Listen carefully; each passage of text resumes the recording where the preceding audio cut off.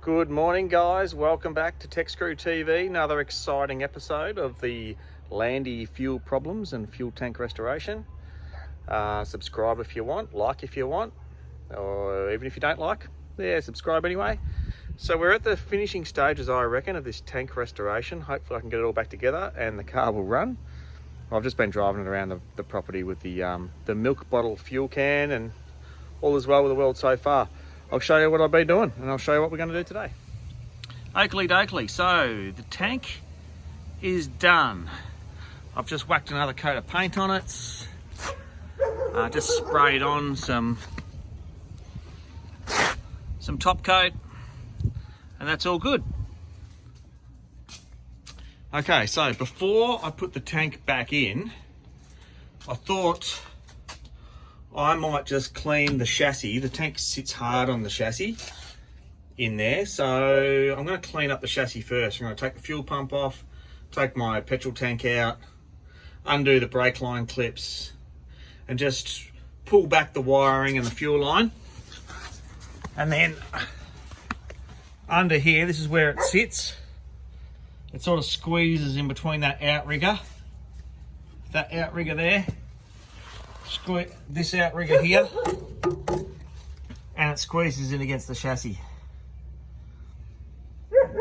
So, just in case I do a rolling restoration, what I might do is just clean up the chassis, degrease it, paint it, and then put the tank in. And then if I continue with the chassis and keep painting it and preparing it, I don't have to take the tank out again. This part's all done. So that's the plan. So first step is to take all this shit out, which I've done a few times. Shouldn't be a big deal. A couple of tech screws holding that fuel pump in. I'll just disconnect the fuel lines and put some duct tape around the ends to stop it from contaminating. I'll get the degreaser, degrease everything, hose it all off, give it a really good clean, and then we'll go from there.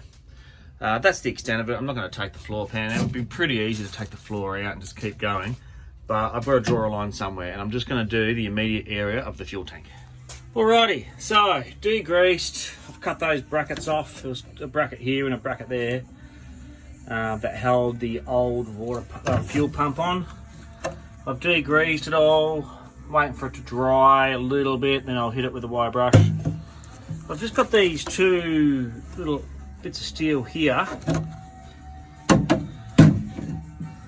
was wondering what they were, because there's debris getting stuck underneath and there's quite a bit of rust on that outrigger. I'm hoping to save it. And because this is an aftermarket tray, there's just this storage box in here. And I think one of the main purposes of this storage box is to hold the mud flap on, but all we're doing is we're just creating areas for us to sit in. So I think it's best to fuck this box off. So looks like it's been welded on. I don't want it. I think it's got to go. I can easily prop up this mud guard back up with some sort of little knee brace contraption. So here we go. Alright, so after a bit of grinding, a couple of cut-off wheels, and a box of bits, we've removed this awful toolbox. So we're just going to have this open cavity here for a while, and then we've got the remainder of these two lugs that were in there. Good to remove them, and I can clean up that outrigger properly. I think it's okay. So you can just see they're just about ready to get snapped off. A little bit of welding residue here. I got real concerns about this tray. It's just sitting on top of this lump of wood, which is continuous right down to the end. It's been scribed around the top of the chassis, so I can just imagine water sitting in between there. So one of my next jobs after getting this tank in and cleaning up this front bit of the chassis is to take the tray off, mount that differently, not normally perhaps, and clean up that chassis or do any repairs. Hopefully it's not rotted out. So onwards and upwards, is that the saying? I don't know. We'll just keep cleaning up. All right, so still going. I've got the old faithful steel wheel on the fucking grinder jobby. I've got in every crevice that I can. I've got the actual wire brush. I've gone inside where the tank goes. The tank goes inside these outriggers here. I've also done the bottom of the chassis, so all the way down to that outrigger.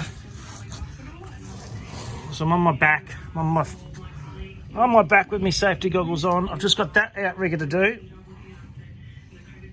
and that'll do.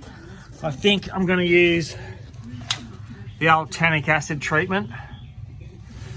And that outrigger. So the outrigger just near the back wheel. Next to the outrigger that holds the back of the cab on. Then that outrigger that holds the door post on. Then I'll tannic acid it, wait for it to dry, and prime it. Tough job. Okay, so all the flaky rust has been ground off, wire brushed off. I suggest you use gloves, heavy duty gloves when you're using those wire brush angle grinders, because I slipped and gouged me thumb. Nasty wound. Safety is not one of my biggest priorities, let's face it. Had it coming to me. That'll slow me down. So once you've got the flaky rust over, once you've got the flaky rust off, you can paint on the tannic acid rust converter.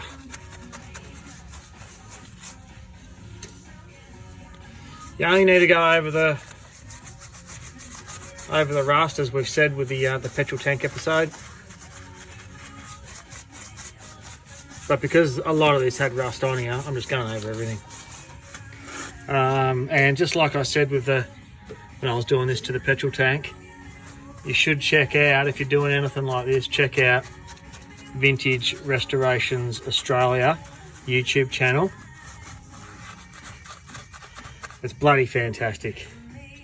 Really is good. So I've watched a lot of different videos, a lot of different YouTube channels, but that seems to be the most comprehensive. So once I've done all the tannic acid, I'll prime it. Wish me luck. Alrighty. So all the tannic acid has been painted on, and it comes up pretty well. Just wait for that to dry now. And it's almost dry now. There's just a few wet areas. I might do that tomorrow. So tomorrow I'll paint it, give it a prime. I've got the only etch primer they had in the shop. So some etch primer over that. I'll be able to spray into all the grooves underneath that little lip there. So I give that a couple of coats of etch primer, and then I've got some enamel. I've got some, what is it?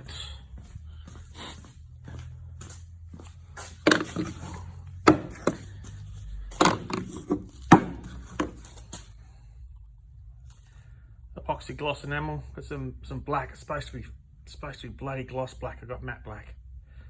That'll have to do. I'll do that tomorrow, give it a couple of coats, then I'll put the tank in.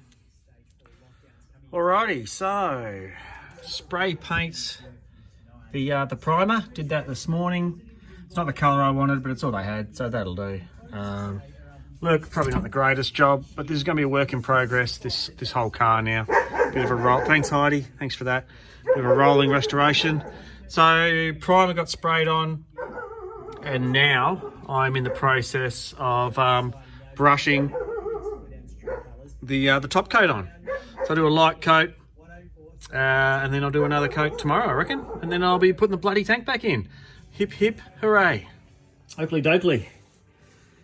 So I've waited a day or 2 or 3 for this first top coat to dry. I've changed paints. I went down to the auto paint shop and got some paint for the chassis. So just one more coat of this, and I'll wait for it to dry and we'll put the tank back in. I haven't checked to see if the tank even holds water or holds petrol, to be more accurate. Time will tell. I'll keep you updated.